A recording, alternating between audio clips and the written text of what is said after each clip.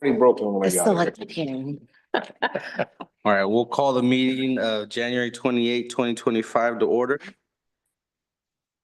And we'll start with land acknowledgement. Would someone like to read that? I would step up and read that.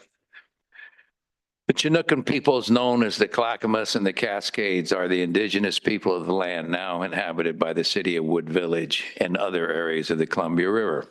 The village of Nechakli, now Nechakli, was located near today's Blue Lake Park. Ancestral life of these people included seasonal round of resource gathering and stewardship from the Wapato fields and fishing areas of the Columbia River to the Cedar and Huckleberry gathering areas in the High Cascades.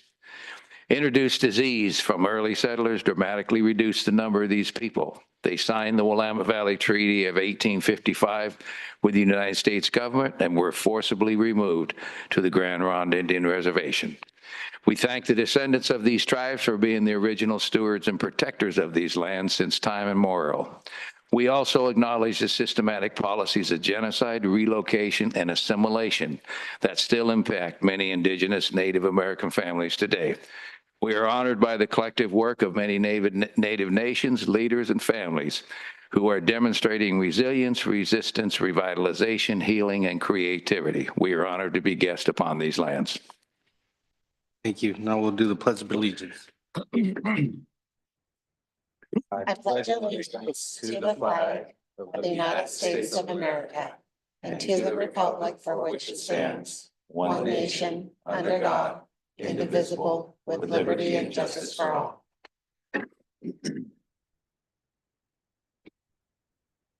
We'll do citizen comments on non-agenda items. And we do not have any. Awesome. We'll go to consent calendar. There a motion to approve consent calendar? Motion to approve consent calendar. There a second? Second. First and second, all those in favor? Aye. Aye. And carries. Now we'll go to board and commission interviews. In your packet, there is a application for, I believe, the budget committee. Can I have you say your name so I don't butcher it? Miliot, can you hear us?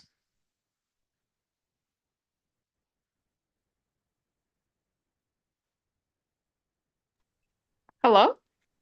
Hello, can you hear us okay, Miliot? Oh, yes, I do. Sorry about that. No worries. Thank you so much, Miliot, for your applications. We have a couple questions here and then we'll just go around the council asking your questions. And then we will proceed from there. All right. Would you like to Yeah, take that's this right. one? Hi, good afternoon or evening. And what in your background, personal or professional, draws you to want to serve in the city, serve the city on the budget committee?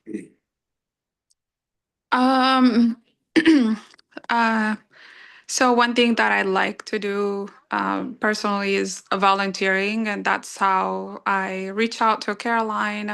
I ask her if there is a volunteering opportunity because I just have been volunteering in a lot of places since I was in high school. And so now that we moved to Wood Village and we've been here for almost 2 years now, I just wanted to be engaged in my community, know my community. So that's why, yeah. Thank you.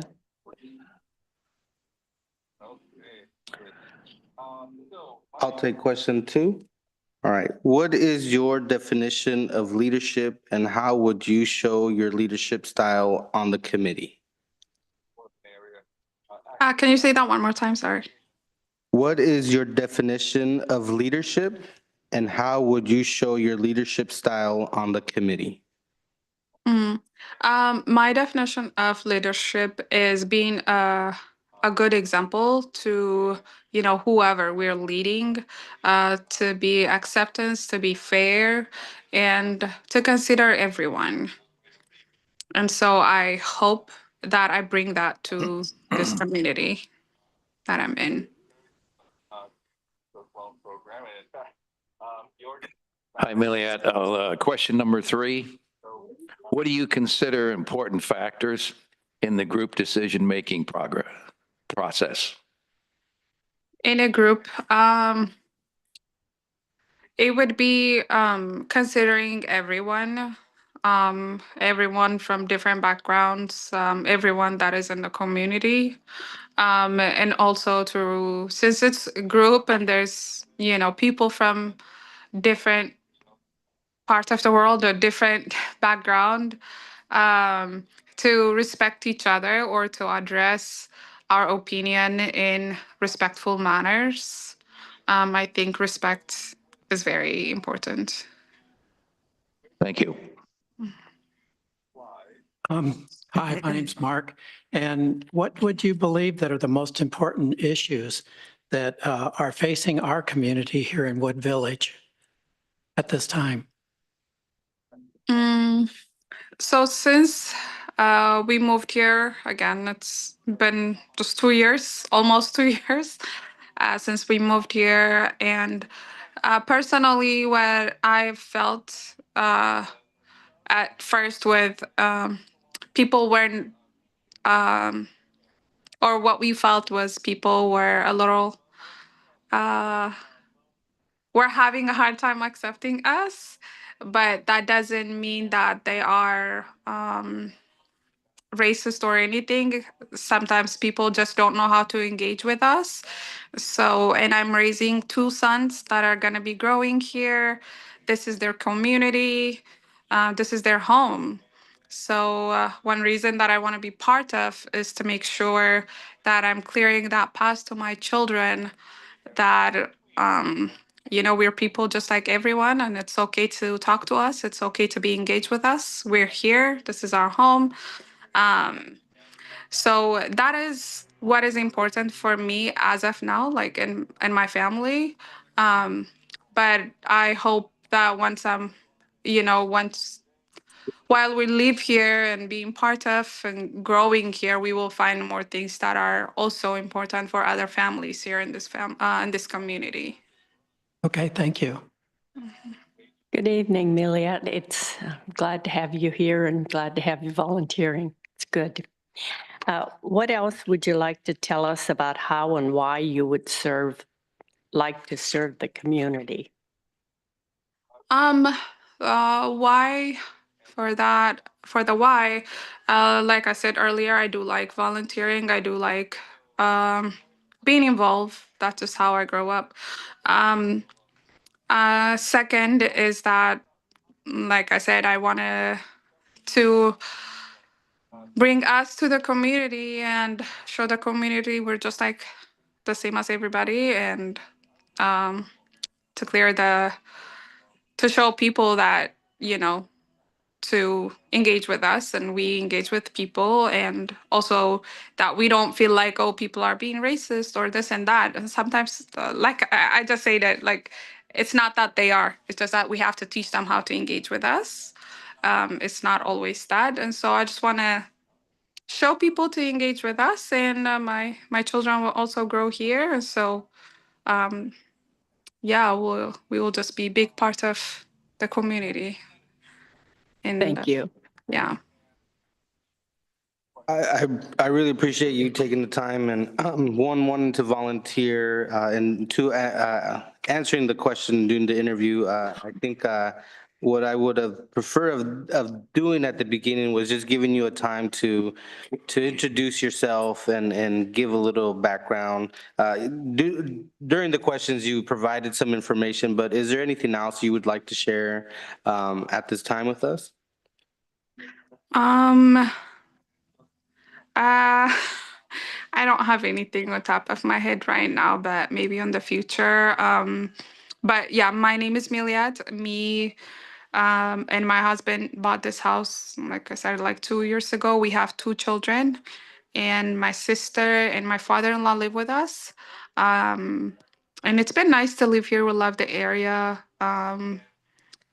Yeah, so it's been great, and we're excited for the future and to be part of this community, and we're looking forward to grow here. So, yeah. Well, welcome, first off, and I guess we will take a vote. All those in favor?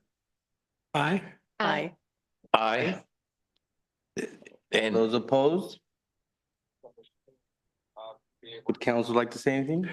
well, just again, echoing Milliat, that we are really pleased to have have you as a volunteer to serve the city.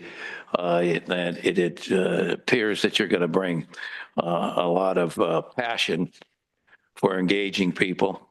And certainly your commitment to serving is probably one of the most important things. So welcome and look forward to meeting you in person one of these days. Is this the budget? This says budget. Okay, all Budget right, committee. good enough. You can really- Well, welcome to the Budget Committee. You have unanimously been appointed. All right, thank you. And so we'll be reaching out to you, scheduling your orientation. Luckily, the first budget committee hearing isn't for several months. We have some time to get you up to speed, orientation, so plenty of time, but we'll be reaching out to schedule that and get you all the information you need to know to be effective. And thank you again for your service. Yeah, thank you for the opportunity, and I really appreciate that, and I look forward to meet you guys in person soon. And thank you. Thank you. You'll have a Thank great Thank you. night. Thank Have a you. good evening. You too. Good night. Now we will go to fire update with AP Triton. Thank you, Mayor. So also online, we have John Triton. John, can you hear us okay? I can. Can you hear me? If possible, we are having some audio issues. So if you're able to speak up a little bit, that'll help us. And it is on our end. I want to make that very clear. But whatever you can do to either get a little closer to your microphone or to speak up, that'll help everything out. So John has been the project lead for us, working through the evaluations, options, considerations for our fire service for the 3-city area. We haven't yet got our first, what's called technical review yet. It's coming. We're waiting for Gresham to finalize all its 2024 data. That is not bashing Gresham. Want to make that very, very clear. That's just we're waiting for them to clean it up, make sure it's accurate and everything else. And it's just taking a little longer, I think, than Gresham wanted, than we wanted. But once we get that, we'll get that first technical review. But John's here to kind of give a first look, kind of some initial thoughts, and then also what to expect, I think, in the few months ahead with the final report and the like. So I'm going to let John take it over. Well, thanks, Greg. Yeah, you mentioned Gresham. Gresham Fire Department has been very cooperative with us and getting information and data to us. We slowed down just a tad because we had decided to get 2024 data. We had hoped to get it within the first week or two of January, but we just got it yesterday. So my data analyst is working hard to get that done.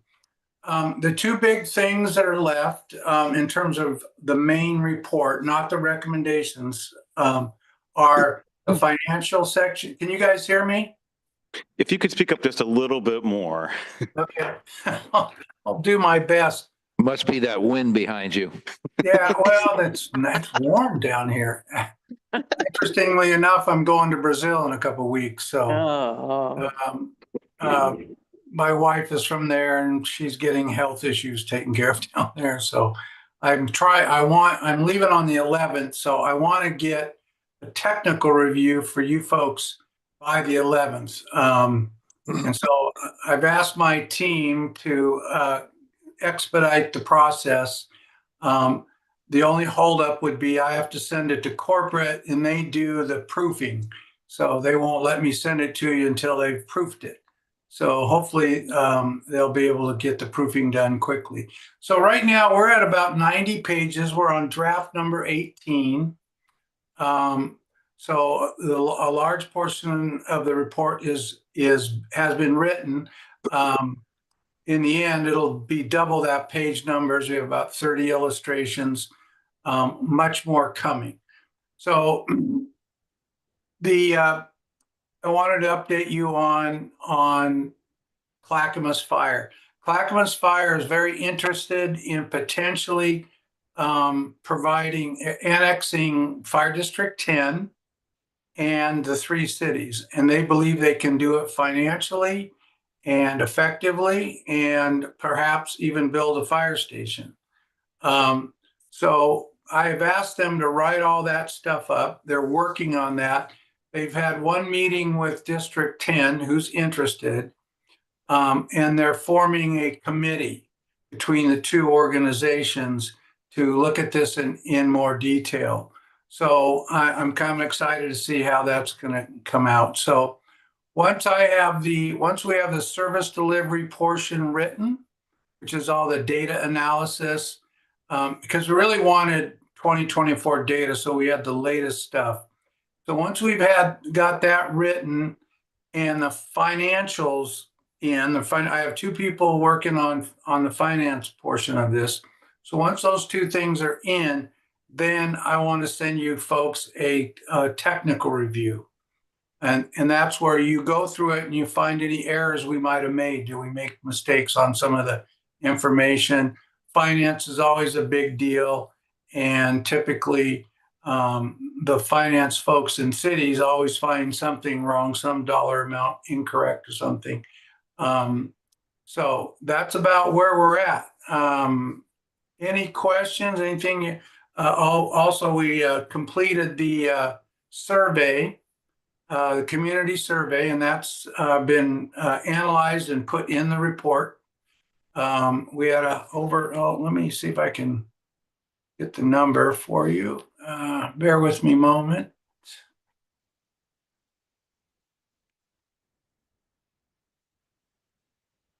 So we had 166 responses. The majority of those came from Troutdale, then Fairview, and then Wood Village. So that's so you'll see that in the technical review when we send that out. Anyway, John, can I ask a question on that survey? 160 Absolutely. responses. Now, how many surveys were sent out, and was there a pattern of the residents? As in, did you just send it to every household, or how did you do that? well, I'll refer that to Greg because we had each city send it out via whatever methods they preferred. So Greg, So we had it in our newsletter, website, social media, and we pushed it several times throughout that. We were the fewest responses. Troutdale had a good response rate, but it wasn't mailed. We did have it in our newsletter, but we pushed it mostly social media, website. Okay. 65% of the respondents were from Troutdale, 25% from Fairview, and 8% from Wood Village. Some of the results, I was a little bit surprised. Just a couple questions I'll mention. One of them was, please rate the importance of the following services provided by the fire department using a scale of critical priority, important priority, and or a low priority. So 86% said that fire suppression was the #1 priority, followed by EMS at 74%. Another one I thought was rather interesting is it says, please rank in order of importance, priority for fire protection services. The #1 thing in terms of priority from the respondents was quality of service, followed by customer service, and the lowest was price, the cost, the tax rate. That was their lowest priority. It was really quite interesting in my view. So I thought that was fairly interesting in terms of, but there's a whole bunch more questions that will be in the report you guys can read. Any other questions, comments? Yes, just back to your, I know this is a summary or just a brief overview, John, so I'll be respectful of that, but No problem. the very interested, Fire District 10 is very interested, and they're following up with another meeting. What happens in an annexation? Fire District 10 just becomes part of 1. Is that how that works? And then what happens to the fire trucks that Gresham has? Well, that would be, okay, well, so right now Gresham, Fire District 10 owns one newer fire engine and a reserve engine that Gresham obviously staffs and utilizes. But that's owned by District 10. District 10 owns Station 76, Station 75, and the training center. And so all that stuff would have to be worked out. If Clackamas were to annex District 10 and then the three cities, then it's up to District 10 what to do with that equipment. I would assume it would be transferred over to Clackamas. Did that answer your question, sir? And fire services for Gresham, they just go out there, I mean, and continue to have their own city fire department, or would they come into district, to the new district? If that's what they choose, it would eventually, it's essentially up to the city of Gresham. Okay. I was there many years ago when we put it on the ballot. I was very involved in it. And we put it on the ballot so city would go into Fire District 10. And we got very good organized opposition and we lost that by 70%. Yeah. Okay, well, that, Maybe the attitude has changed now. I mean, most of the people that opposed us, they're probably dead by now. So at least a God percentage bless of them. them. God bless them. I mean, Yeah, okay, thank you. Other counselors have any questions? I have a question, and John, you and I have talked a lot, and John has been great to work with. I know we're still looking at the 2024 data. We've had studies done in the past. Portland State did one about 10 years ago, kind of an update a few years ago by USC. In terms of call types generally, it seems like all those previous reports said we're heavy on medical response. Is that still something we're seeing? Are you seeing something different? I guess early indications of the call types, what are you seeing? well, call types are always in every community, every system, and I do these studies all over the country. EMS, emergency medical, is the primary response. That's typically 70% or more of calls. I can't remember exactly what Gresham's is, probably closer to 80%, but maybe not. But yeah, EMS is the biggest driver of service demand. Now, I did get a call months ago from Gresham Fire, from the deputy chief, who wanted to know if I would do a study for them on taking over ambulance service, providing ambulance service. And I thought about it and I thought, well, it might be a conflict of interest right now since I'm doing this study. But my opinion to him was, you guys have a lot of issues you need to resolve first before you get into the ambulance business. And first of all, the county would have to approve it for Oregon law, and that would be questionable.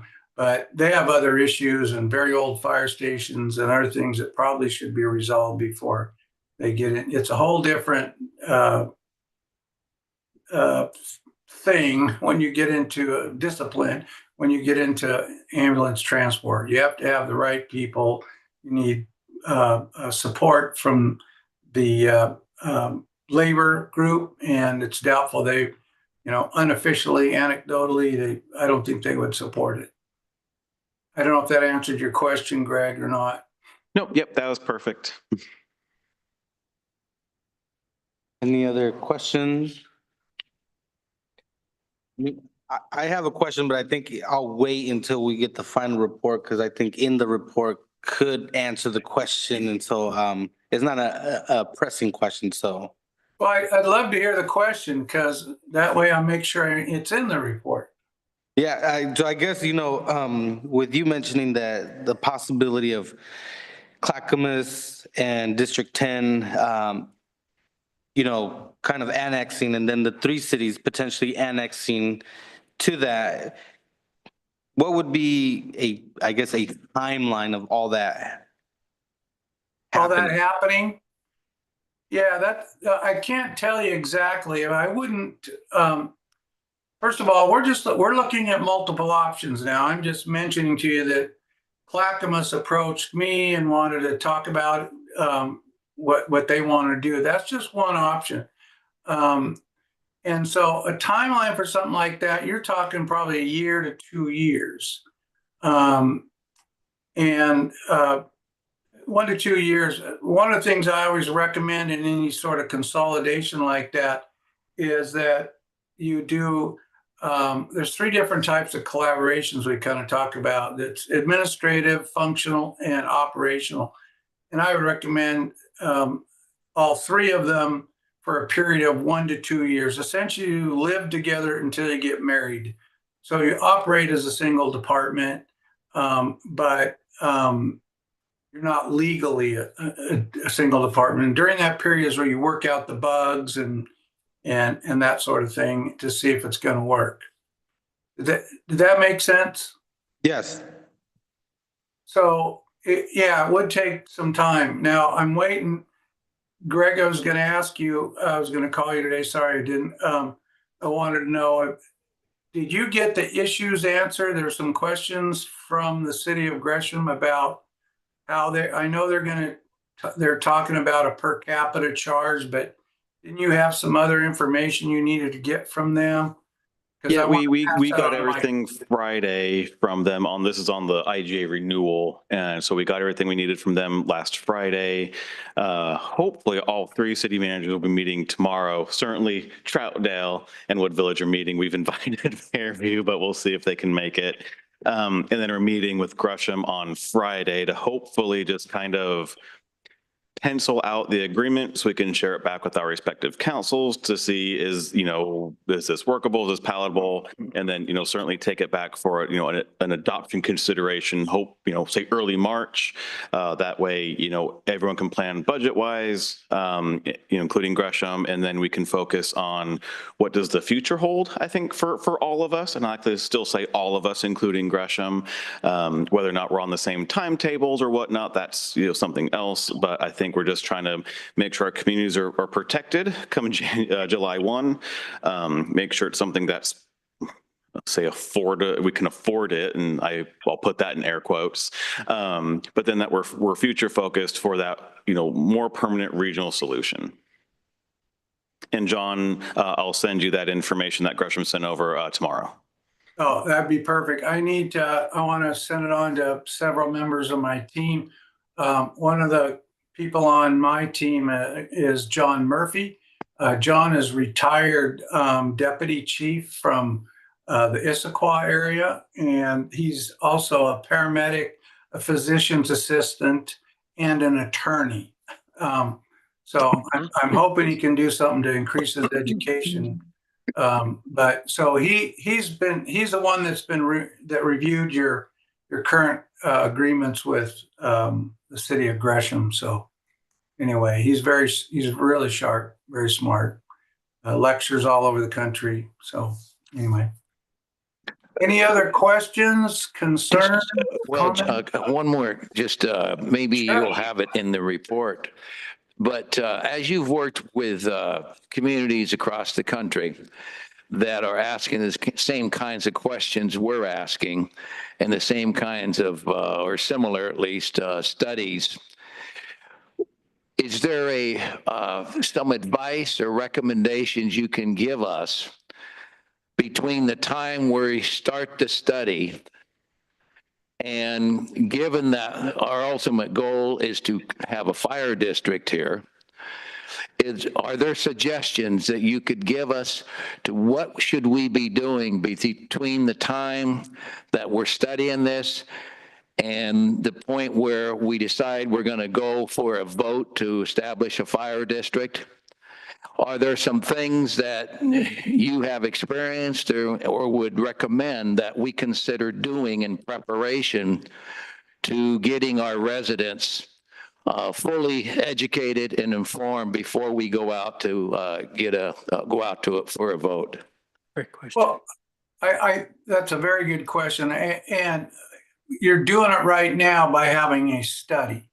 and a current study. And that as soon as we get that study done is then to start educating the public on, now, if you make a decision, well, that will ultimately require the vote of the people, that you start getting that information out and you start informing the public as much as you can in as many venues as you can.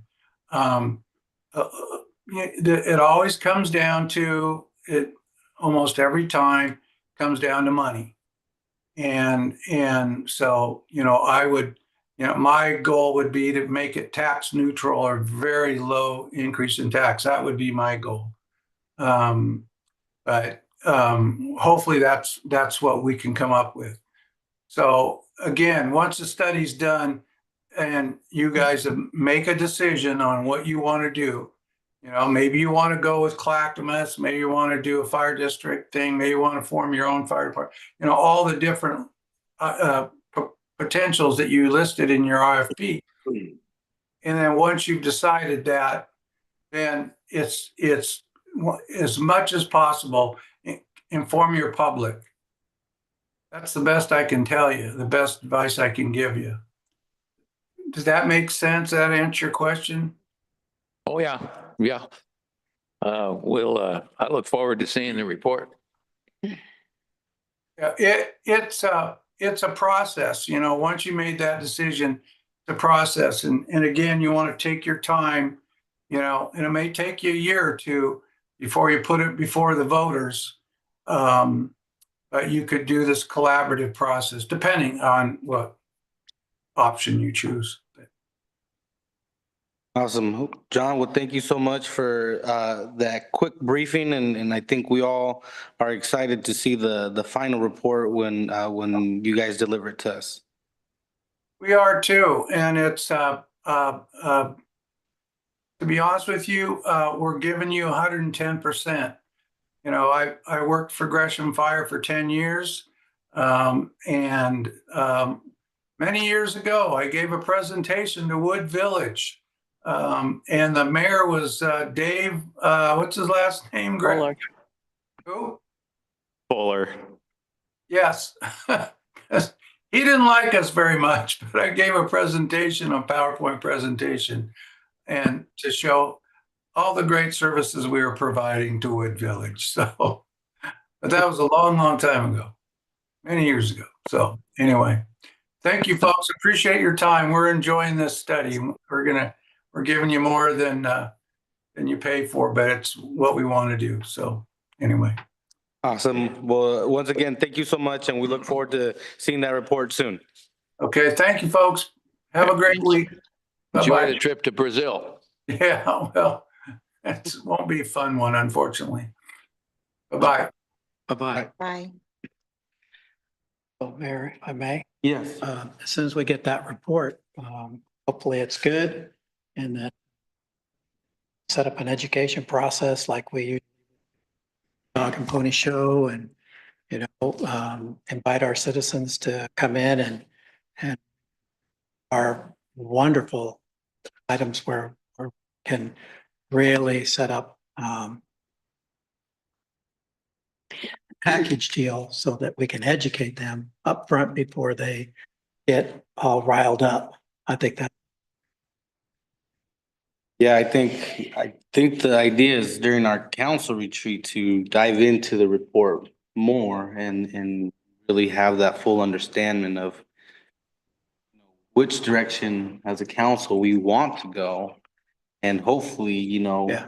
I'm mean- thinking on the positive. Yeah. I think that's for sure after, even what John mentioned of public education.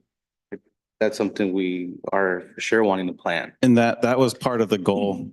First, thank you for putting up with our audio system and our online attendees. I know that was very quiet, so thank you for trying to listen and catch it all. So certainly part of our retreat, why we pushed it back, was to really try to make sure we get as much of that final report done and complete as possible, which still seems possible, even though we had a little bit of a data delay. It still seems very possible to get the final report by our retreat. Something else we're currently doing is reaching out to different PR firms that specialize in I don't want to say levies, but I mean, that kind of process where you're going to have to make an ask or kind of change your service model, do something different. So we're reaching out to various PR firms that do that work to get quotes, to get them on board early. So as we're already talking about, okay, what are our next steps? They're coming along with us to help shape that whole process so it makes sense to our community members. So we're crafting the same message. If someone comes into City Hall or a utility worker or, a parks worker, we all have the key talking point, information to share with everyone. Certainly there'll be a lot of work to do, whether it's great, maybe District 1 is the recommended solution. Maybe it's our own district. Maybe it's the 3-city department. Whatever that is, there'll be still work needed to put all that stuff together. And as we're putting it together, we're kind of walking our community members along with us to make sure that that's the right solution. Even though we live the data, we're deeper into it. As we've seen, if we get too far ahead, the community will tell us. So we really want to make sure that we're walking together with this. And that's why we're trying to bring on the firms early to help us make sure we're hitting all the right steps. So I got another question. Troutdale, Fairview, Wood Village, is this cost going to go straight across the board for everyone if we do create our own district? Or is Troutdale going to end up, their citizens going to end up paying more because they're bigger, or? So I'll use two examples. One, let's just say we annex into an existing district, whether it's 10, whether it's 1, doesn't really matter. They will have their levy rate per 1,000, and that's the rate is the rate is the rate. Now, whether your home's assessed at, 200,000, which is about our average, I think we're about 208. Give or take, or, Troutdale, maybe their average is, 250 or 260. So in that sense, people will be paying more. It's only because then their property is worth more. Okay. But So the it's rate based on property. is the Okay. same. Similar, That's fine. we're just a 3-city district. As part of that formation process, we have to show what it will cost to run that district. And so again, you set that rate, and that rate is through the district. Is it possible to maybe have sub-districts or sub-costs? I think it's possible. I don't think you see that a lot, because even if you form a district and you have your that's pays for operations, capital maintenance, depreciation. Even if you were to then bond like a new project, we need to build a station, we need to add a little increment to cover that. That's still spread through that district. So it should be that the general rate per 1,000 for Fairview is the same for Wood Village, is the same for Troutdale, is the same for everyone else in that district. Well, we know that Troutdale pays more for police than what we do. There's other factors that go into these elements, so that's why I asked. And in that retrospect, they have a different contract than we do as well. So that's why their increase in that contract. So it's not. So it's a large service area, more population. They also have a very specifics in their contract about who's in their city, who's doing what, versus ours is basically, we call 911, we get the same response time that anyone else would get within that service area. And, hey, come to our council meetings, come to a couple special events, be engaged with us, but that's pretty much our agreement, versus Troutdale and Fairview have very specific elements in their agreement that I think we're more formed to transition from a city department. And so it doesn't feel like they're losing full control of what may be beneficial to their community members, et cetera. We've had our relationship with the sheriff's office for over 50 years. So it's different contractual relationship versus they were, moving into it. Now, I don't know what Troutdale will look for in their new one or ask for in their new one. Certainly don't know what Fairview will do here in the next year or so, but. I was just curious if maybe they were going to throw monkey wrenches into it to expect more for their fire service as well. That's where I was going. I don't think so. I think fire, and I think, that survey, as John Stouffer kind of just highlighted, people want to make sure that fires get put out and that, medical incidents are attended to. It's less about, I didn't see a police car drive by my home today and, there was litter on the street. So that's why there's litter on the street.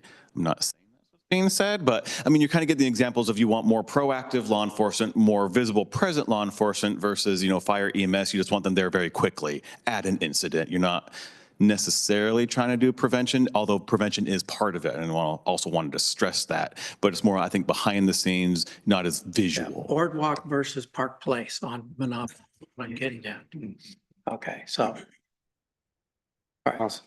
thank you, Mayor. Well, now we'll transition into discussion well 3 upgrade. Yes, thank you very much. So this is our lovely well 3 over at 238th and Halsey. So I want to spend a little bit of time. We had money and we've talked about replacing the generator at this facility. And as we've dove into that, we discovered a lot and came up with more an alternative project. And we want to discuss that with you all before we just dive into what you think, oh, you didn't buy a generator. What did you do? So we're trying to walk through that tonight and get your thoughts on that and then move forward if that's appropriate.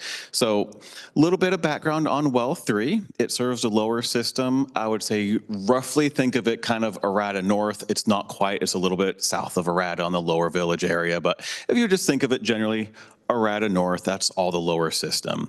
Well 3 consists of a single pump, has a sand filter, integrated chlorination system, and what we thought was a generator is actually now a decommissioned auxiliary motor. We'll talk a little about that in a minute.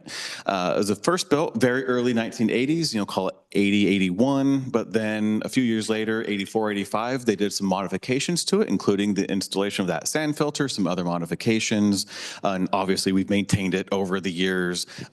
Couple key projects the last couple of years. So a couple big ones as part of not reconstruction, bioconstruction, they recladded the exterior of the building, kind of fitting that aesthetic, so it just kind of blends in and disappears. City put a new roof on it in 2022. It's a flat roof design, and it was just kept repeated leakage problems. So we essentially rebuilt the full roof, fixed up the leak, got rid of the mold, mildew, et cetera. And then as part of our comprehensive system-wide SCADA upgrades, we did some to well 3, not a complete full one for 2 reasons. One, for what it was, it didn't need a lot. There's some outdated hardware. It needed base programming to then kind of make sure it was good, talk with the system. A couple of examples, it's the transducer that measures where the water column was actually wrong, which was causing some of our problems. So fixed those issues and did the programming, but we didn't do a whole lot like we did some of our other facilities.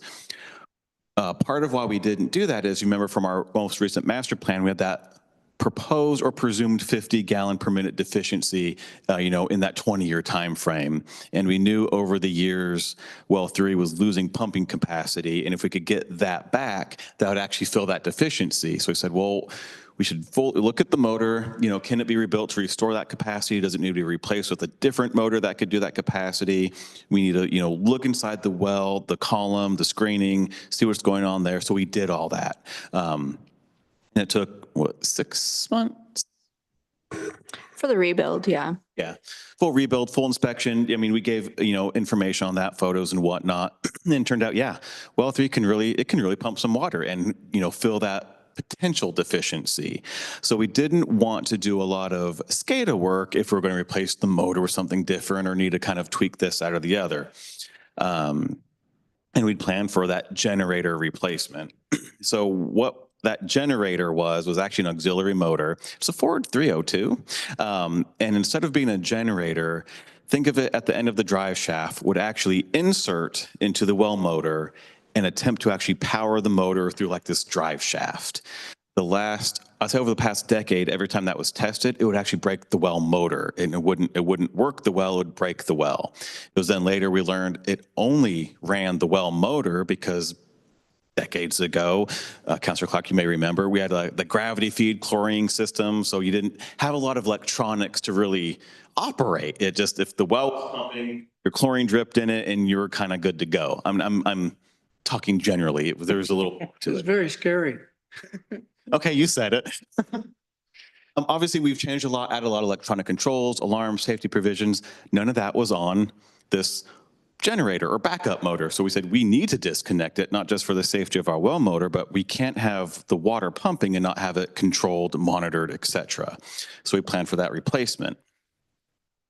So I want to pause there, but just talk how a well works. So well 3 talks to reservoir 1. So when reservoir 1 says, I'm hungry, it turns on and sends water through the system. Now, generally, it's going towards the reservoir, but as other people need water and there's demand, it's going to feed the system where the demand is. 4 does the same thing. Well 3 does have what's called a soft start. So this is a very powerful amperage motor. And if you just were to hit it, it could actually, you're going to burn out the motor over time just by these heavy hard starts. So it's kind of, it slowly ramps up, but just when it's on, it's on.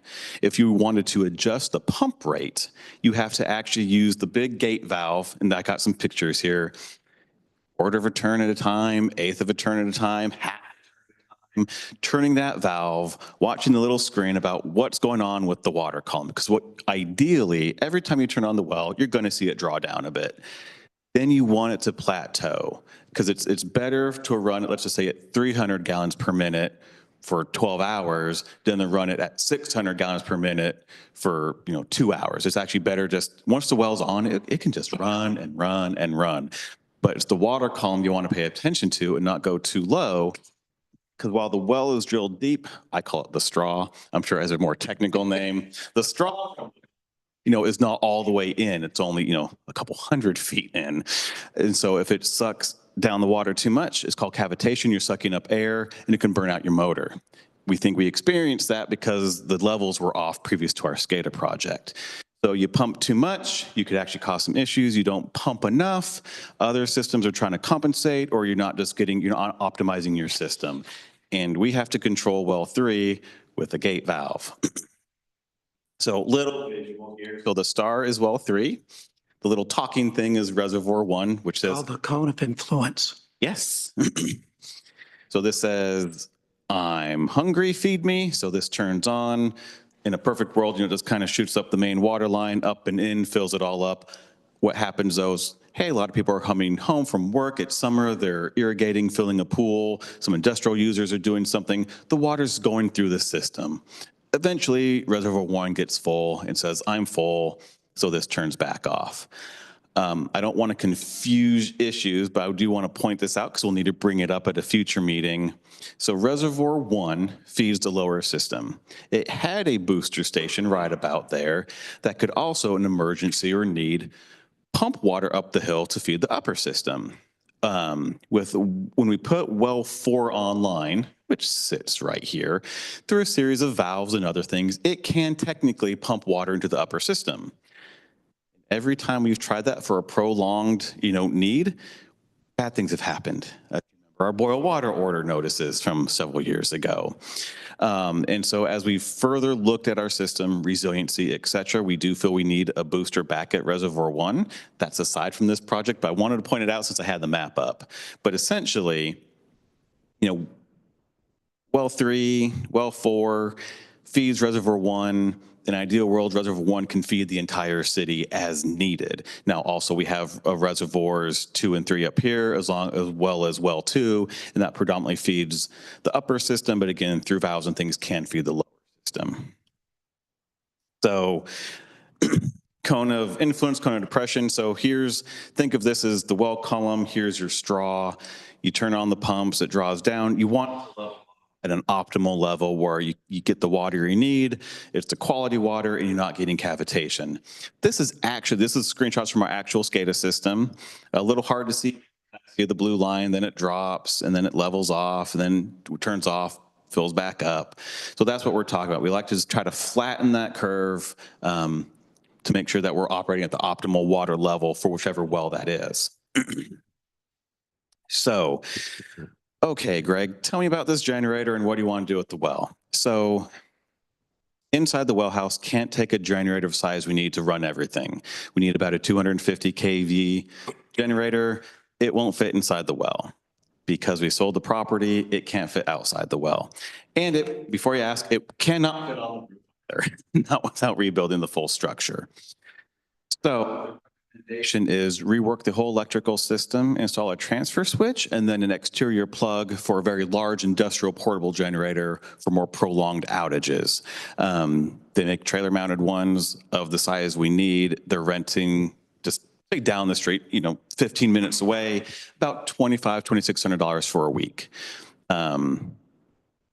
Get a lot of weeks worth of generators for the cost of one to purchase one, and then trailer mounted ones, if we were to buy a trailer mounted one, they're really expensive. And then the maintenance is horrendous.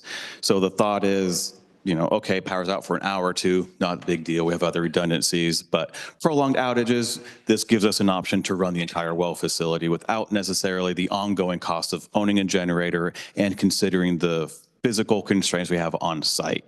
And why we can do a trailer one and not a mounted one is where we'd put the trailer is kind of our parking spots to do maintenance on the well. We can't put a permanent generator there because in the cases we need to open up, there's a patch in the roof that you can access the well, pull stuff out. That's where the crane needs to go. So if we put a generator there, there's nowhere for maintenance vehicles or larger maintenance vehicles. But certainly for a week or two can have a generator just fine. The other thing we'd like to do is put in what's called a VFD or variable frequency drive. This basically electronically controls the pump and pump rate. We have this at well 4, and it was revolutionary at the time we put it in for our system. It's been around for a long time and in other systems. But basically, you keep the gate valve just open, and then electronically, everything's synchronized and says, I want to either pump at this amperage or this gallon. And it's just more automated, and you can really dial in the sweet spot for your system. This past summer, when we got Well 3 back online, after all of our projects, I was able to watch Erica. I didn't touch SCADA, but kind of watch the screens and see what was going on as we were trying to dial in the right level for Well 3. And, you know, it was basically we had an operator in the well, turning the valve a little bit at a time, seeing how it reacts, turning the valve a little bit more. And it was, say, a tedious process versus I'm going to type in this number and basically walk away, monitor it, obviously. Now, that does require basically a complete overhaul of the SCADA system, the electronics, and everything else. I'm going to show you kind of how and what that looks like. So this is Well 3. This is the actual well motor, the shafts below it. This right here is that gate valve. You can kind of make out the auxiliary motor here. That's the shaft we disconnected. It would actually go into here and, well, it would destroy things. In theory, it worked the motor, but this is the well. That's the valve. These are all the separate little individual control modules. There's more behind. This is our chlorine tank. There's more stuff behind it. So they all kind of act independently, but they talk to each other. So I think if you had 8 different laptops running different programs that were networked together, that's kind of a very bad analogy of what this is. Now, what a VFD does, this is inside Well 4, it takes all of these components and puts it into basically this. So this is what it looks like from the outside. You have your screen interface. It's really quite cool. This is what it looks like on the inside. So you're taking all the different 8 components that are just talking but separate into one fully integrated unit. You're getting full control of the system. Something else we're experiencing at Well 3, this is kind of an anomaly of the system. When it starts pumping, the chlorine starts to go at its full rate, even though it's not at the full rate of water going to the system. So there's nothing bad with the chlorine level in our system. It's just not an optimal way to do it. Some alarms go off, but this just integrates everything. We're getting the optimal chlorine, we're getting the optimal pump rate, and it's just easier for the operator to manage our system. So in this year's budget, we had $210,000 for generator replacement. We got a quote for all the electrical work for that transfer switch and plug, and a quote for all the VFD work, just over $200,000. So certainly happy to, questions and discussion. If this is something you say, yes, go forth, we will bring this back for an actual award at your next meeting because of the price. And then the contractor, it's the same one that's done the work for us on all of our facilities. They're ready to go. This will probably take a couple of months to put everything together, update the programming, and we're done this fiscal year. So a lot of information. What questions can I answer? Greg, will you go back there? Yeah. Oh, no, right there. So, I've been in conversation before with you. You may have told me this, but it's 210 budgeted for the generator replacement. Correct. We have a quote for 200 for the electrical work to accommodate a portable generator. And the VFD work. Okay. So this is everything I talk about changing. That's the quote for everything. Including the cost of the generator. No, the generator we would. Right. Yeah, okay. So Okay, that was my question, because I didn't think it included that generator. in it, No, but- no, a portable generator that Generator. size is about $400,000 Yeah, plus maintenance, which is quarterly. yeah, you gotta exercise those. So how would we know how often we would need to, like as far as pricing with renting the portable generator, how much that costs? So we priced it out. We just went, there's a couple of rental companies, like I said, in the Portland area. The closest one's, I think, Marine Drive. We've rented them from before. We just hopped online, said, do you have this size generator? They said, yep. And I just said, give me the weekly cost. A weekly, okay, And it was 26 and change, 2,600 and change. okay. Okay. So the deal is that the American Water Works requires us to have a generator available on all of our utility sites. Otherwise, we wouldn't even bother having one. Okay, so that's the number one item of why we have it there. Our electricity is actually very stable here in Wood Village. So it doesn't go out very often. So then we wouldn't have the maintenance ourselves on our generators or a generator being there. So we'd save costs there. So that would fall away immediately. I don't know what we spend on generator maintenance, but at the other well sites. Depends what breaks. And by breaks, it's not because of use. It's just stuff wears out, alternators, Right. belts. If I were to say, what, 20,000 a year? I think it's about 4,000 if we're just doing standard general. Last year we had a huge overhaul, but just the standard load bank maintenance per site, probably about $4,000 or $5,000. Okay, so you got that. You're going to save money there. So then that's a fair amount of money that you're going to save right there. So that's why you have a generator. Otherwise, you don't really need them. I mean, how many hours do we have on our generators? Testing hours. Just testing hours. There is. Well, 4 has ran, on his generator a few times. All of our PGE was great about this. They reached out to us, say, where are your critical infrastructure pieces? So they are on a priority like service restoration plan. There is risk of not having an on-site generator in a big widespread emergency or thing. Generators are in low supply till they come out from, outside agencies.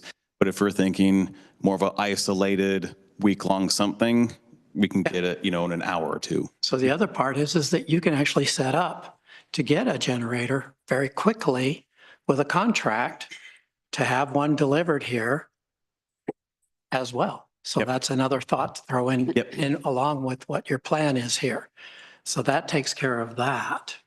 So the other part is the VFD cuts down the size of the generator that you have to buy because it'll start out low on when you ramp up You because can run it at a lower rate. lower rate, but no, you don't have that jump to get it going because it starts out really slow to begin with. So that just saves you big bucks on the size of the generator that you have to get. So just to save you a lot of time and issue with this. So just so I understand, so you were saying that we have to comply by having a generator on site. No, you don't have to comply to have a generator there. You just have to have a plug-in for it. Oh, okay, gotcha. And you have to be able to get the generator there quick enough so that you don't run out of water. Right, okay. But we have another shoe in on that too. We can also release water downhill. Is that not right? Correct. So we've got redundancies more for the lower system than redundancies for the upper system. And that's why I was talking about having that booster back at Reservoir 1. Separate project though, but didn't want to miss an opportunity to just kind of talk about it. Certainly the lower system has more redundancy because it has well 4, plus you can open valves and open up reservoirs 2 and 3 in well 2. Yeah, as long as we maintain 10 pounds of pressure downstream, right? I mean, at an absolute minimum, it's usually 40, but 20 is minimum. 20 is minimum. But, you're not going to get in dead trouble until you're below 10. 20 is what but the super impact is 10. I won't go there. But once again, though, we are covered by that,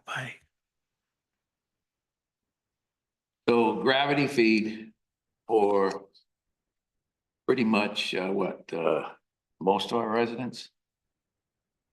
Well, it's funny, most of the residential units, because if you're in the upper village, I guess it is gravity, yeah. Yeah, it's pretty much gravity, that's how we have it separated from if you're on the hill versus not on the hill. And it's just that in between. Yeah. Feeding from down, or is it feeding from up?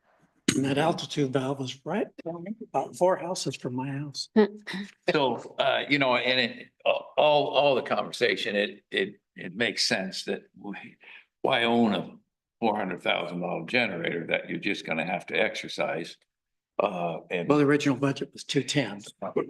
so it's, Thinking an on-site generator, just, replacing that, but it won't fit inside and we can't put it outside. Yeah. And we didn't want to then just move forward to this project, bring you a bid award and go, what about the generator? So we want to have a discussion first, get your thoughts. The neighbors are going to be happier that they don't have to put up with that racket going on every, 2 weeks that you have to run it? Once a It's like a month? fire alarm. Uh-oh. The building is in control. Yeah, apparently so. Be able to get out? Oh, good question. So the only thing that I see as a possible is the VFDs are noisy. Noisier than standard motors. So are we going to insulate? Building already is, if you're on the outside, you can't, because I was there this afternoon when it was running and you wouldn't know it was You've running till already you're. done that. Oh, Yeah. great. Okay, then I'm Yeah, build- 100% behind you. Oh, Okay. yeah, listening to well 4 versus listening to well 3. I'm like, what's wrong with well 4? And I was told nothing. So I see that being any different. Plus there is good distance between our facility and the next closest housing units there. Okay. and again, if we have a big earthquake, everybody's gonna be running for generators, but those odds are pretty far. You know, we probably don't have to worry about that because if it happens, then water here is gonna be the minimal amount of problem. I mean, with a Yeah. big earthquake, there's a lot of unknowns, but the more localized Right. events. you So can- let me go, so Counselor Clark, you were mentioning a guaranteed, having a guaranteed, contract Contract, yeah. with the generator provider. I think makes a lot of sense if we're gonna go that direction and I personally understand the generators. I'm fooling with it at my own home right now for backup power and I've been working out things for about a year and a half now and I still don't know what I'm gonna do. But so I do kind of get it on the scale of why own one that we will sell. Yeah, and this was, designed out, loaded and, good quote. So this is pretty much the do not exceed number. So what is the number? Just, was it 201,000 and change? Feels like 100,226 or something like that. Like, I mean, we say just over, it is just over 200,000. That was more of the do not exceed worst case scenario number. I mean, it seems like the council's in consensus of the to not exceed budgeted generated. It's number. there. You got Yeah, I two mean, there. it sounds to me So- like we Within have budget. the money. Yeah. We have The money, we're just budget- kind of repurposing it and didn't want to do that without talking with you all budgeted first. for generator. Yeah. And I'm good with. I'm good with it. Bring this back at your next meeting for an award and we'll get after it. perfect. Awesome. Now we'll move to Director of Public Works report.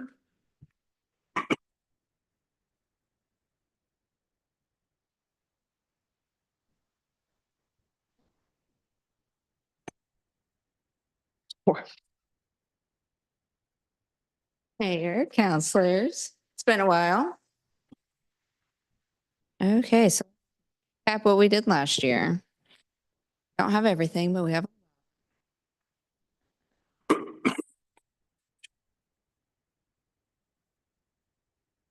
So in our sewer, some of our sewer projects, I try to get a lot of good pictures for you guys. We started the wastewater CCTV project, which we have a couple more months left of before we complete. but we're getting pretty close. And then throughout this project, we actually took the opportunity to GPS all of our laterals too, because we did not have that data in our system. And then at the very beginning of the year, we actually upgraded our Shea lift station. About the same time that storm happened, we were already working on that process, luckily. So we actually put in 2 new pumps at the lift station. You can see we redid the hood, some electrical, added some lights inside, redid the heater. So that should be good for many years. We also started our trunk line flow monitoring. That completed about October of last year. We're still working on putting that data together, but that did complete. And then our SCADA upgrades were completed, and that was for sewer and water. And same with our facility security upgrades. And then some of our street projects, we put in a couple more Big Belly garbage cans. I'm sure you guys have seen the one on Arata. And then there's another one put in on the 230th, 231st walkway. So there's another one there too. And then the lovely gateway signs were also completed. So within water, like Greg gave you a whole update, we did the well 3 analysis. And then we also, which the top 3 pictures on here are actually from that project, from them pulling our columns, cleaning, and the camera work that was done. So, and then we had a water system survey that is usually done about every 3 to 5 years. And some positive notes from the state, so that's always nice. There's a hydrant at the end of Cottonwood, kind of at the trailhead of park. The crew replaced that hydrant. And then we did complete a requirement from the EPA actually for the system-led inventory. That was completed in October as well. And then we did complete for the lower system our unidirectional flushing. We scoured all of the pipes in the lower system to get better water quality. We did, you can't see it, but for our public works staff,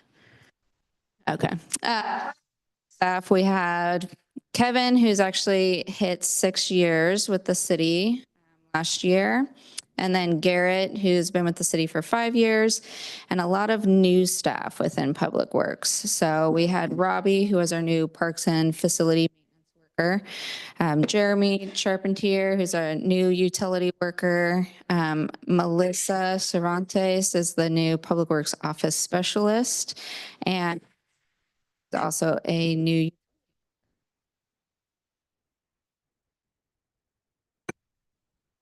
had a lot of development, a lot in the byway, as you guys have seen. So 2 Amigos is now in there. Sushi Ninja, which looks like it just opened last week. Not sure if anybody's checked them out. You look busy. Kai Coffee, the Byway Market, and then Fish Forever should be open. They're doing their tenant improvements right now, so. And then other areas of the city, we have Non and Curry up by 242nd and Gleason. They are very good as well. Chick-fil-A should be coming along, all of their. Next month, they should be starting. Oh, nice. And then SNY Asian Massage. So for our water consumption, last year, for the annual consumption, we had just a little over 150 million gallons that were consumed. A little over 170 million gallons were produced. And our total system loss actually went a little down last year versus prior. Still working on looking at all of our data just to see if we can figure out if there's any leaks or where that loss is actually coming from. I know we've had a lot of talks about that, so we're still working on that. And then the lovely splash pad used Oh my gosh. almost 800,000 gallons. That is what we had last year. Do you guys have any questions? It was hot. I get, just compared to last year, you guys have those, like how much increase there was last year from the splash pad? Significant? Oh, we can, It was actually down last year from the year prior, which I was surprised about. I was not expecting. What do we do with the used water from the splash pad? it goes into the sewer system. So it's not a recycling or recirculating Well, I knew that system. part. Yeah, I was so just wondering if we saved it to use it for we had talked water the grass. about like more for like a gray water for irrigation, but even that it was really, really expensive. Now, if we get into the point where at some point we need to conserve water or look at that a little differently, that's certainly a project we can look into. But for where we are right now, it was not cost effective. I have to say, driving by the sign right here on 238th, going on 84, I always admire it, and my kids are probably like tired of hearing me say, I'm like, oh, the sign looks so good. It's all lit up. Oh, they've lowered the brightness and it's made a big difference. But yeah, it's always something. It took a little bit to really hone in on what's the right brightness. And we know we got comments, we actually did appreciate them, especially for like more the evening time. It's funny, every time I go by it, like I feel like I keep getting the same message every time. It doesn't matter when I go by, it's like the same, like Is it one the or City of two. Wood Village one? Well, there's That's when I've been. the one, it's like, and then like how to stay connected. Yes. Same here. Litter bug. Oh, you went to. Get the litter, but I just get the City of Wood Village. I think during concert season, we should do one that says, welcome, concert travelers, please be patient while you travel through our city. Please use the other exit. That sign, it's nice, welcoming. And again, you're doing a good job on the islands out there Mhm. of keeping those Yeah. because when you do something nice like the sign, there's collateral there that creates oftentimes more work too. But it looks good, especially when we keep up that island, so which we're doing right now. Yep, again, don't want kind to of. put something nice and then let it. Yep, trying to really refine those islands, and our partnership with Cultivate has done really good works on kind of the other county rights of ways. We've having them focus right now since the rat has been, replanted and being worked on. We focus our attention on 238th to really just kind of grub those out more. So by the springtime, there's less grass, less weeds already. We're also going to have them pivot a little bit into the Hawthorne area to help with some of the ivy there during kind of these winter months. So, but you can certainly see the difference they're making, along our rights of ways. I know this is gonna be in probably the March report, but I mean, the progress with the restrooms is amazing. How far that's already come to. yeah. So I'm excited to see that come to fruition. I think footings pour this week. Yeah, footings are being poured this week, followed by then all the underground plumbing stuff. So then you'll get the floor, then the blocks will start going up in March. Any other questions? Thank you. We'll do the city manager report. Oh, that's right, there is no finance.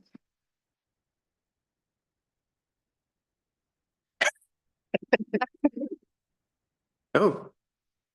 Just trying to close the meeting now. Adjourn.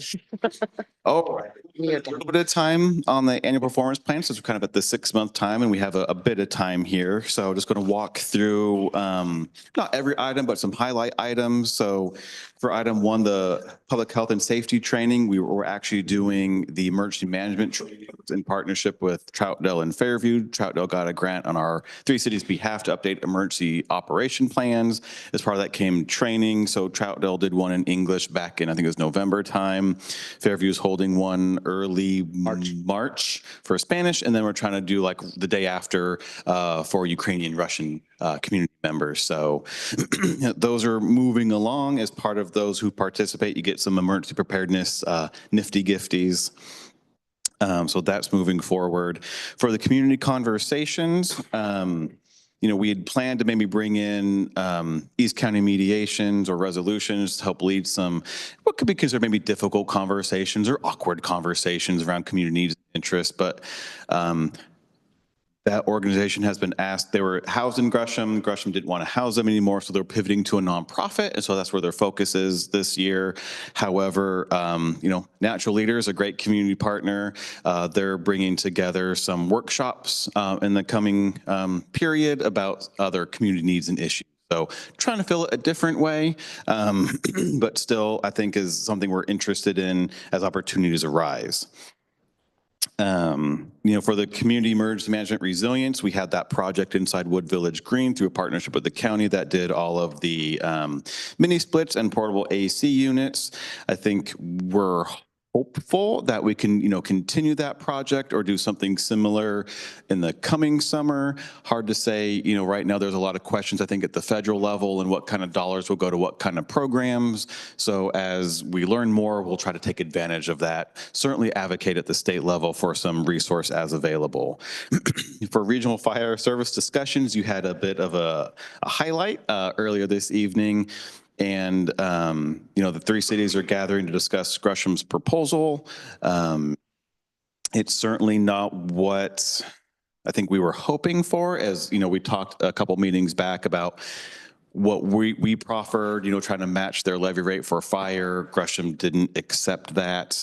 They want to go back to just this is what a per capita cost, for Gresham people. That's what all people should pay.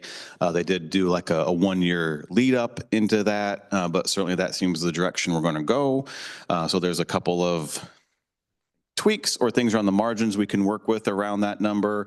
And talking with Seth and the management team, we'll also obviously bring it back to you, hopefully second meeting in February about what does that mean? What does that look like? Certainly short term, say we can afford it, choose into maybe potential other projects or general fund needs, but it's not going to be detrimental to us, but that's short term. So then we'll still need to talk about that long-term solution.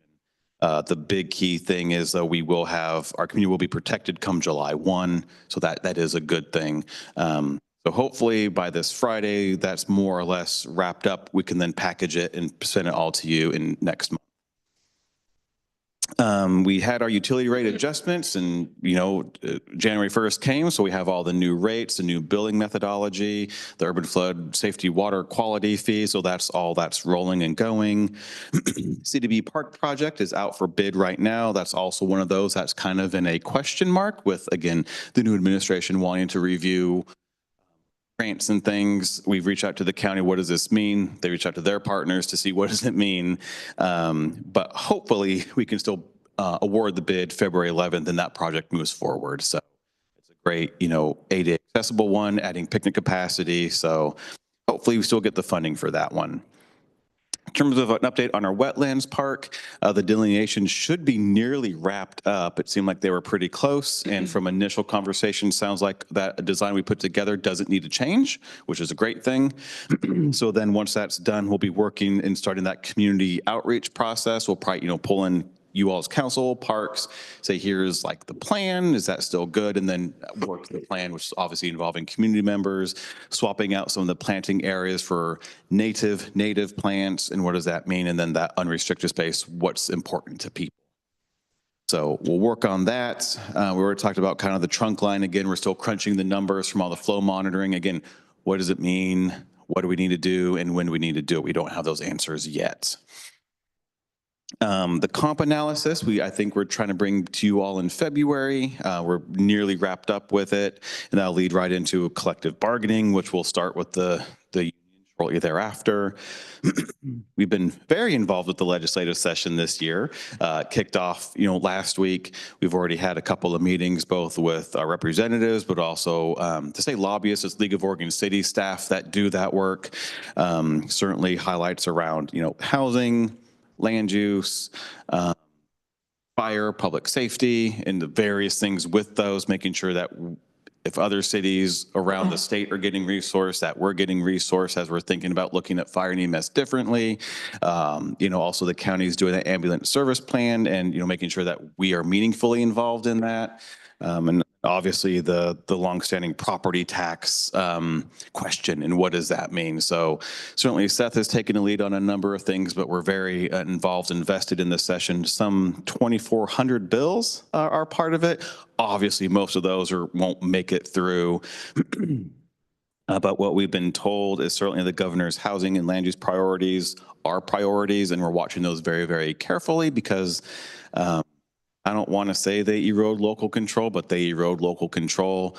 Basically, if you think climate friendly or House Bill 2001, it's more of that and just limiting what cities can and can't do in terms of housing and land use development. East County Economic Development Forums, that's that Port of Portland process and project that the port came several months ago now and talked about. We're pretty much transitioning from what do we want to do to now how do we do it. And it sounds like the community college is really working towards some career pathway programs. And, I think they'll be at your next meeting, talk about their bond. So, we'll be more involved in that process versus there's some other more Gresham specific projects I think we'll let Gresham and those property owners take lead on, but certainly as Mount Hood goes, our community can go and be enriched, so we want to partner as that as possible. And then last, the engagement, community civics piece, working with Free Geek, City of Fairview on putting together more digital literacy programs and digital access programs. So great works. Certainly Caroline's taken lead on that from our city. I know, Mayor, you've been involved in that. So, we're going to be getting those rolled out and hopefully expanded as we kind of show proof of concept to all the partners. So that was just a quick rundown of the annual performance plan. Other things have been in the weekly, and happy to answer any questions and thoughts that you may have. Questions? I don't have any. Greg, when we, as we roll out the wetlands park, we have a loop through the Confederated Tribes to let them, Yes. let them be a piece of that in how we're going to recognize their indigenous, Yep, history there. and that's where it was actually kind of funny. It was on a whole kind of different project, but I connected with their, I'm going to get his title wrong, I'll just say stewardship person. He actually reviews when you have to do the archaeological surveys. He's the one that gets the reports and reviews them, but on behalf of Grand Ron. So we had a great chat, and they actually have their own nursery that they grow native plants from. And there could be just a lot of getting some really meaningful native plants there, and whether it's harvesting opportunities or just educational opportunities, we think there's a big piece I can play in that. That's great. And the Parks Commission would probably find that interesting. Yes, they said at their last meeting, they really want to be more involved in that project, especially helping with the outreach and messaging and helping, I don't want to say shape it, but help people shape it. And what does it mean to our community? Because part of that project hopefully is creating more of a stewardship model. So getting community members to plant different sections, and then hopefully they feel ownership of that section, help maintain it as appropriate and necessary. Certainly until the natives plants establish and you need less maintenance, but we really want that ownership, community ownership of this park. And as we do that, we also keep the Confederated Tribes working with us. 100%. Because I think that's a nice thought. I think we share with their economic development team is, we're going to build this facility that meets the constraints of the site and the community needs, and that they can do something that, complements it as they develop their site or enhances, the adjacent use. Yeah. Trying to remember, did we not have something in the newsletter last month on emergency preparedness? We always do every month. Yeah, I was going to say it was brilliant this last time. I was very, very well pleased with that. So I love the language, and that we're going to do a hands-on emergency preparedness. That's awesome too. So look. Questions? Thank you very much. City Attorney report. I have nothing, Mr. Mayor. Mayor and council comments? I just want to quickly mention, so I've been attending and have been recently invited to be a part of this group called East Metro Leaders. So it's a wide range of local electives, agencies to help direct kind of what East County their needs are and seeing how we can bring resources into the area. Not last Friday, the week prior to that, they held their first housing summit and was around first-time home buyers. I can't remember the other two, but one of the other one was alternative housing, which I somehow got involved in leading. And so with our efforts of doing the co-op model, was really trying to highlight that as a housing alternative. And so it was the first summit they did. There was about 160 people that showed up to the summit from all over, representatives, the senators, some Senate representatives were there and things of that nature. So with that group, what they're hoping to also do is go to city councils and kind of present on that summit just to inform,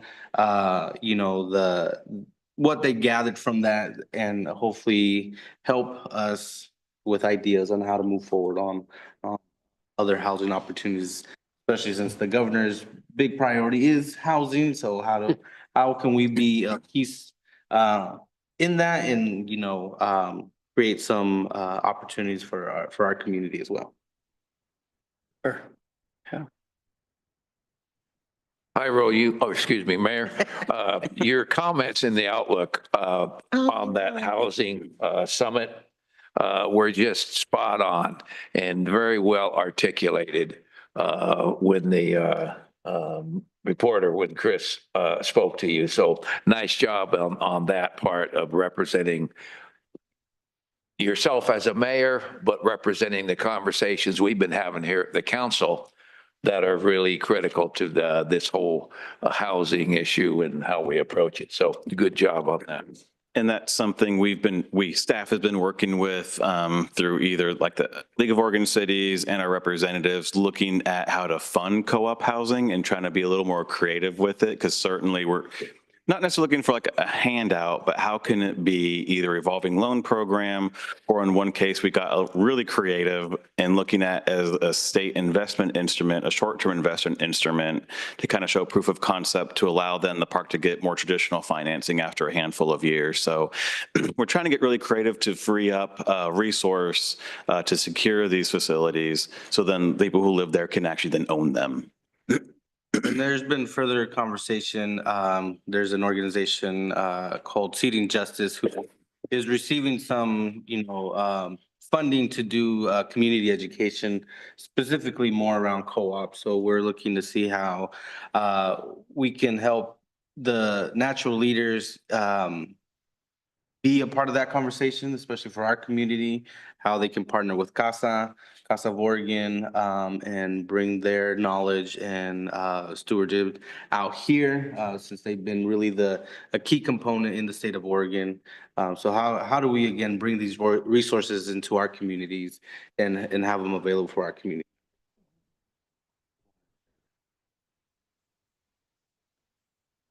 Anything else? I wanted to mention, I heard that there was a house fire that was, a few days ago. Actually, one of my employees' nieces, that she was, they were in the home and unfortunately everyone was able to escape. But it was just a tragic incident. Yeah, we were notified that kind of after the fact later by Gresham Fire as a triplex, to say all 3 units damaged, 2 essentially, or 2 of the units are just gone. Yeah. One sustained heavy damage. Yeah, those up here on Halsey over the weekend, I believe. Yeah, and then they lost everything. So I know Red Cross is helping, but I know they're struggling still with everything that they've lost as far as needing clothes. I think I have 2 kids. I mean, I don't know about the other family. I can only speak to my employee's niece, so. Do they know how it started? Yes, it's from a heater that was in the dog kennel. And so that I believe they lost the dog in the fire as well. And it sounds like the Red Cross is helping them. That's what I read on the news, but we're just, I think she was just asking for donations also, like clothing and diapers and whatnot, so. I'm just trying, I'm thinking, I know, and that's, the sad thing, we don't have a lot of those service type organizations here, but certainly there's, the Woodville Baptist Church tends to try to do collections and donations. The East County Food Pantry, while mostly focused on foodstuffs, they have some other arms and connections might be able to help. Greg? I'll try to think of a handful of maybe organizations I could send to you, if then you could pass them along as appropriate or needed. And even Greg, I maybe if we can reach out to the 2 families. I don't have their contact information. Okay. Because I think they were renting out the units. Yeah. And so we wouldn't have that information. Well, maybe if we can get it through council president. Yeah, I know one family that was. So, at least they know the city recognized there was a fire. Yeah. And we're trying to support that. So. Just a quick one, if they haven't already, especially if they have children, the Reynolds School District, they also have resources and they could probably help them better connect with the community-based organization that can provide more of the wraparound services. They do have, yeah. Yeah, so have school they do, age, they yeah. do, they do have, and the schools should have resource navigators. So that should be, that could be a great place for them to start while they figure things out as well. Nothing else? We are adjourned. Okay. Yeah, Oh. I walked my dog. I mean,